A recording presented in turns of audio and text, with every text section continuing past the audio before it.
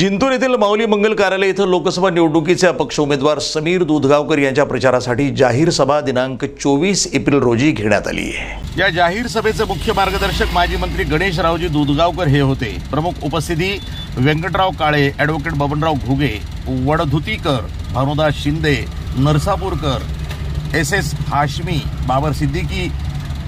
यावेळेस समीर दूधगावकर म्हणाले की विरोधक माझा खोटा प्रचार करत आहेत की पैसे घेऊन निवडणूक लढवत आहे, परंतु समाजाच्या कल्याणासाठी मी निवडणूक लढवत आहे। मला मूर्ख लोकांसमोर त्यांच्यासोबत काम करायचं नव्हतं, म्हणून मी भारतीय जनता पक्ष सोडलो। प्रधानमंत्री मोदी यांचा खोटेपणा उघड करायचा आहे, म्हणून मी युवकांसाठी नोकरी मेळावे घेऊन नोकरीची संधी उपलब्ध करून दिली आहे। या निवडणुकीमध्ये समीर दूधगावकर यांना विजयी करण्याचं आवाहन यावेळी त्यांनी केलं। या कार्यक्रमास गावकरी आणि नागरिक मोठ्या संख्येने उपस्थित होते। शांतपणे बसून टेबलवर बसून जनतेच्या सेवेची जी कामं करायची असतात तर 9 तासांमध्ये परिपूर्ण लक्ष देऊन नेमकं काम किती तास करतो? 9 पैकी सांगा पटकन सांगा, काय अडचण नाही। 4 तास म्हणतोय मुलगा, तुमचं कोणाचं काय उत्तर आहे? याचं उत्तर आहे 3 तास। बोली लावा, बोली 2 तास, 3 तास, अजून कोणाला बोली लावायचे?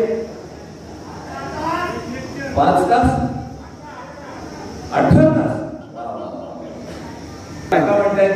3 तास। आपलं म्हणणंच एवढं होतं, हे विचारण्यातच माझे 10 मिनिटं गेले बरं, पण मी ते परत येतो 30 सेकंद। आला तर 2-3 तास करतो, कुठं गायब असतो कळतच नाही, ऑफवरच काय घेतो, मिटिंगच सांगून काय पळून जातो। आणि 9 तासापैकी आपण असं म्हणू की तो 5 तास काम करतो। तर आम्ही सांगायचा प्रयत्न करतो या स्वतःला, काय देशाची निवडणूक आहे म्हणजे काहीतरी रेकॉर्डिंग पाठवली नरेंद्र मोदी। ये कोई एक सांसद चुनने का इलेक्शन नहीं है, ये देश के भविष्य का इलेक्शन है। माझ्या प्रश्नाचं उत्तर द्या ना नरेंद्र मोदी। 6.5 वर्षापूर्वी तुम्हाला 1 मिनिटाची गोष्ट सांगतोय, अक्कल नाही तुम्हाला समजून घ्यायची।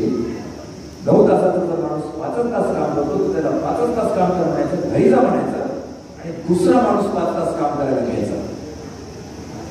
काम 10 तास होतं, खूप चांगलं काम होतं। सगळ्यात मोठा फायदा होतो की नोकऱ्या दुप्पट होतं। किती लोकांना मान्य आहे? माझं कॅमेरामॅनला विनंती, किती लोकांना पडते हात वर करायचा? सरकारी नोकऱ्या अशा दुप्पट होऊ शकतात, हे करणं चांगलं आहे। किती लोकांना पडते हात वर करायचं? तुम्हाला 1 मिनिटात कळलं, 1 मिनिटात। धन्यवाद। सरकारी नोकरी या देशामध्ये 2 ते 3 करोड आहेत। यांच्या नुसते भाषणात ऐकायला मोदी साहेबांचे आले होते इथं म्हणे हमारे देश का युवा। अरे भाऊ, उसके लिए कुछ हुआ कि नहीं, देखता है कि नहीं तू? 2 करोड़ नौकरियां करेंगे इनके लिए साल में। अरे 1 मिनट में हो सकता है भाई, क्यों झूठ बोल रहे हो?